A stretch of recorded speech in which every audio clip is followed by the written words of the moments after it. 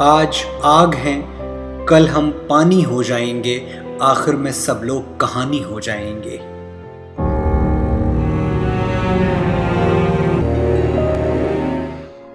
जाने वाला इंसान तो चला जाता है, लेकिन अपने पीछे बहुत सारे सवाल छोड़ जाता है। गूगल के एक रिपोर्ट के मुताबिक सुशांत सिंह राजपूत को सर्च करने वाले लोगों की संख्या 14% बढ़ गई है। इसका मतलब यह है कि लोग सुशांत के जाने के बाद उनको और जानना चाहते हैं, उनके बारे में जिज्ञासा हो रही है। पर आखिर में ऐसा क्यों होता है कि कोई भी नौजवान इस हालात में आ जाता है कि उसे और कोई रास्ता नहीं दिखता आत्महत्या के अलावा? आखिर में ऐसा क्या होता है, कैसे सिचुएशन आ जाते हैं कि इंसान आत्महत्या को ही गले लगाता है? ऐसे सवालों का जवाब अगर कोई दे सकता है तो वो इंसान जो इस हालात से होके उबरा हो, यानी कि इस हालात से होके गुजरा हो।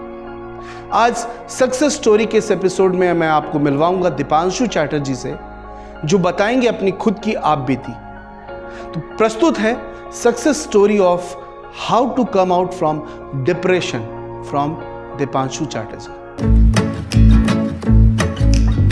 हेलो, मेरा नाम दीपांशु चैटर्जी है और मैं एक एस्पायरिंग एक्टर हूं। और एक एक्टर के लाइफ में क्या प्रॉब्लम्स आती हैं वो तो आपको पता चली गई होंगी सुशांत सिंह राजपूत के मौत की खबर के बाद। शायद वो एक इस प्रॉब्लम से या डिप्रेशन से खुद को बाहर ठीक से उभार नहीं पाया। उनके पास कोई ज़रिया नहीं था, कोई आदमी या कोई दोस्त नहीं था ताकि वो अपने आप को बाहर निकाल पाए।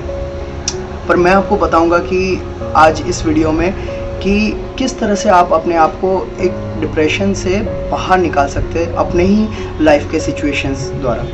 एक ट्रिब्यूट देते हैं लेट सुशांत सिंह राजपूत।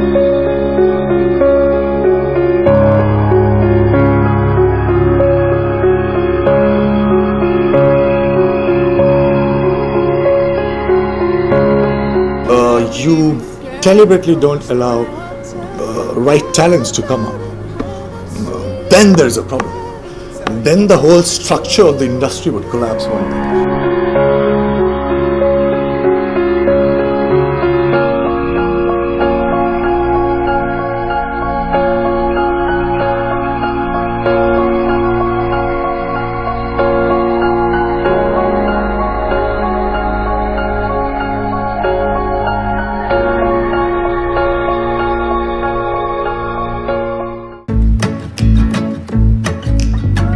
दरअसल ये उस टाइम की बात है जब मैं कॉलेज में हुआ करता था और मेरा लास्ट सेम का प्रोजेक्ट चल रहा था 8th सेमेस्टर का। और हम लोग करीबन 2 जन थे और बड़ौदा में थे जहाँ पे मेरा घर है। मतलब मैं एक्चुअली मेरा अहमदाबाद में कॉलेज था और मैं प्रोजेक्ट के सिलसिले में 6 महीने के लिए बड़ौदा आया हुआ था। हुआ ये था कि मैं उस टाइम पे हम लोग खाली 2 जन हमारे घर पे थे और मेरा उस टाइम पे दिमाग ख़राब हुआ रखा था जस्ट बिकॉज ये मेरी गर्लफ्रेंड की वजह से, क्योंकि हमारा एक्चुअली ब्रेकअप हो गया था। तो ब्रेकअप हो गया था तो मुझे ऑब्वियस ही बात है, ब्रेकअप में आदमी को बहुत ज़्यादा बुरा लगता है, बहुत ज़्यादा इफ़ेक्ट करता है। तो मैं सोचता रहता था कि मैं किसके साथ शेयर करूँ और मैं एकदम अकेला पड़ गया था। तो मेरे को बार बार ये दिमाग में खाई जाती थी बातें कि मैं क्या करूं। मैं डिप्रेशन में चला गया। मेरे पास कोई बात करने को नहीं था। तो हुआ ये कि मैं सोता था, रात को मेरी नींद टूट जाती थी अचानक से कि कोई मुझे देख रहा है, कोई मुझे कंटिन्यूअस देख रहा है करके मैं सो नहीं पाता था। मेरी आँख लगती थी फिर टूटती थी, आँख लगती थी फिर टूटती थी। ये सिचुएशन मेरी नींद की प्रॉब्लम हुई। इन शॉर्ट बहुत ख़राब हालत हो चुकी थी और मेरे पास कोई बोलने को नहीं था और मुझे पता भी नहीं था कि मैं इतना डिप्रेशन के अंदर जा चुका हूँ। फिर एक टाइम ऐसा आया कि मेरी सिचुएशन बहुत ज़्यादा ख़राब हो गई, जो मेरे दोस्त को फॉर्चुनेटली समझ में आ गई। मुझे समझ में नहीं आई थी पर उसको समझ में आ गई।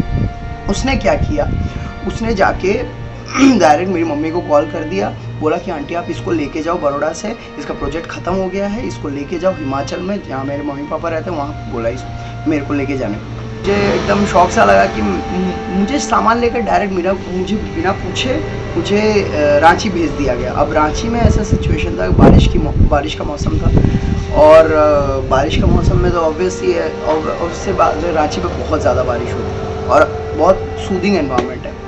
तो बारिश मैं इतना हद तक पागल हो चुका था, डिप्रेशन में चला गया था कि मैं बारिश गिर रही है सामने और पत्तों के ऊपर, और मैं पत्तों को देख रहा हूँ बस ऐसे करके खड़े हुए, ऐसे ऐसे करके देख रहा हूँ बस, और मुझे कुछ पता नहीं चल रहा कि मैं यूँ क्यों कर रहा हूँ, देख रहा हूँ और सोच रहा हूँ, देख रहा हूँ और सोच रहा हूँ, जो बहुत ख़राब है। अब के उस टाइम वो एक मौका था जब मैं थिएटर ज्वाइन किया, थिएटर में प्लेस करता था, प्लेस करते टाइम मुझे मन लगा रहता था जब मैं क्लास रहता था, पर जैसे मैं घर आता था मेरा दिमाग ख़राब हो जाता था वापस। और उस टाइम मुझे एक शख्स मिला जिसका नाम सृष्टि है, सृष्टि पांडे। उसके मिलने के बाद मैंने एक्सपेक्ट नहीं किया था कि हम दोनों में इतनी ज़्यादा अच्छी कंपेनियनशिप बन जाएगी।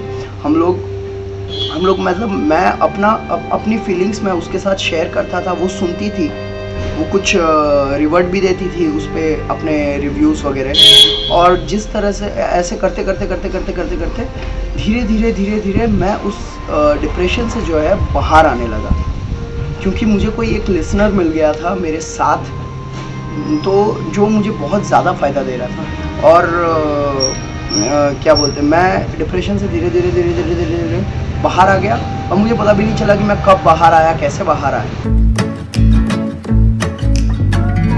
क्या है ना, इंडिया में एक प्रॉब्लम है कि फिज़िकल हेल्थ को मेन इम्पोर्टेंस दिया जाता है, जबकि mental health is the main health. आपको फिज़िकली क्या होगा, आपका पैर कटेगा, हाथ कटेगा, खून आएगा, तो आपको देखेंगे लोग बोलेंगे हाँ इसको लगा हुआ है, चलो हॉस्पिटल लेके चलते हैं, चलो बैंडेज करवा देते हैं, चलो ये करवा देते हैं, वो करवा देते हैं, ये ठीक हो जाएगा। हो तो जाएगा, पर मेंटली आपके अंदर जो दिमाग में चल रहा होता है वो किसी को नहीं दिखता है। कोई भी आपको आके बोलेगा नहीं कि हाँ इसका मेंटल प्रॉब्लम है, कोई नहीं, जब तक वो बहुत ज़्यादा अंडरस्टैंड नहीं करता है आपको या करती है आपको, तब तक आप वो नहीं समझ पाएगा, चाहे आप कितनी भी कोशिश। तो इस टाइम पे क्या होता है ना कि डिप्रेशन के टाइम पे अगर आपको बुरा लग रहा है तो आपको मुंह खोल के बोलना पड़ेगा किसी को कि देखो यार मुझे ऐसा फील हो रहा है, मैं क्या करूँ। तो वो मेरे को नहीं लगता कि यहाँ पे कोई भी पत्थर दिल इंसान होगा यहाँ पे इतना कि आपको डायरेक्ट ना बोल दे नहीं तेरे को बुरा लग रहा है तो मैं क्या करूँ, ऐसा तो कोई नहीं बोलेगा। तो वो चीज़ आपको बोलनी पड़ेगी मुंह खोल के कि आप किस तरह से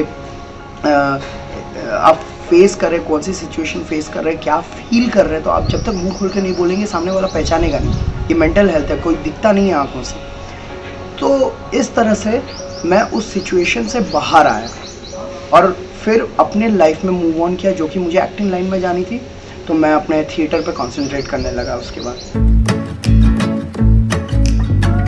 सेकंड फेज़ जो आया मेरी लाइफ में वो था मैं जब थिएटर कर रहा था, मैं अपने एक्टिंग प्रैक्टिस मेरी लगी हुई थी। तो उस दौरान हर एक्टर का एक सपना होता है कि उसको एक लीड में फिल्म मिले, वो एक लीड एक्टर के तौर पे अपना एक डेब्यू करे एक फिल्म से। तो मेरा वो सपना पूरा हुआ, मुझे एक लीड में फिल्म मिली जिसका नाम था मन मंजरी, और मैं बतौर लीड एसोसिएटेड था उसमें। और उसमें काफ़ी प्रिपरेशंस हुई, 1-2 महीने, करीबन 15 से 20 दिन तक हम लोग स्क्रिप्ट रीडिंग किए, ताकि हमको नागपुरी डायलेक्ट में थी, तो नागपुरी मुझे आती नहीं थी, पर स्क्रिप्ट रीडिंग के बाद वो धीरे धीरे थोड़ी फ्लुएंट होने लगी, जीप पे बैठने लगी। तो शूट शुरू हुआ, हम लोग गए, फ़ोटोशूट करवाया हमने पोस्टर के लिए। उसके बाद फिर हम लोग शूट पे गए, 2-3 गाने शूट किए गैंगटॉक और नॉर्थ बंगाल में, सिलीगुड़ी वगैरह जगह पे, दार्जिलिंग में। वहाँ पे जो लोकल लोग थे मेरे साथ आके फ़ोटो खिंचा रहे थे। अब डायरेक्टर को बोल रहे हैं कि हाँ मुझे हीरो के साथ फ़ोटो खींचना है, मुझे इसके साथ फ़ोटो खींचना है। तो आप सोच ही सकते हैं कि मेरी फीलिंग क्या रही होगी। ये चलता रहा, दौर चलता रहा, और अचानक से ऐसा हुआ कि देखते ही देखते विद अ ब्लिंक ऑफ आई कुछ प्रॉब्लम्स खड़ी हो गई, कुछ पर्सनल डिस्प्यूट्स हो गए, डायरेक्टर और प्रोड्यूसर के बीच में कुछ पर्सनल डिस्प्यूट्स हो गए, जिसकी वजह से फिल्म जो है वो पूरी तरह से बंद हो गई। जिसकी वजह से क्या हुआ कि वो एक दौर था कि मैं कैसे मतलब खुद को उस दौर में से मैंने खुद को उभारा और वापस आगे की तैयारी में मैं लग गया, ना कि उस चीज़ को लेके सोचने बैठा कि मैं नहीं यार फिल्म नहीं हुई है, मैं क्या करूं यार, आगे क्या होगा, फ्यूचर क्या होगा, मुझे कुछ नहीं पता है, मुझे नहीं दिख रहा है। नहीं, मैं उस सिचुएशन से बाहर आया, मैंने वापस अपने प्रैक्टिस में जुट गया।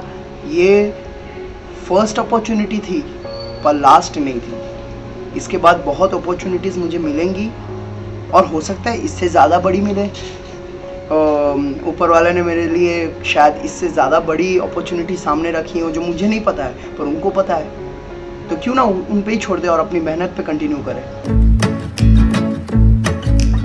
कि अगर आप डिप्रेशन में हैं या आपको फील हो रहा है कुछ अच्छा नहीं लग रहा है, तो आप ना किससे पहले तो रीच आउट कीजिए, किसी से बोलिए और बोलने के साथ साथ उसको पूछिए, अपनी जगह को चेंज कीजिए, किसी के साथ घूमिए, किसी के साथ अच्छी तरह से घुलिए मिलिए, बात कीजिए, ऐसा आइसोलेट मत कीजिए खुद को। तो उससे क्या होता है कि आपका डिप्रेशन जो है ना धीरे धीरे झटके से नहीं कम होगा पर धीरे धीरे कम होता जाएगा। और एक और टोटका है कि अगर आपके पास कोई म्यूज़िकल कुछ स्किल वगैरह है या कुछ आप गा सकते हैं या डांस कर सकते हैं, do that, go ahead and do that. उससे आपको बहुत रिलैक्स फील होगा।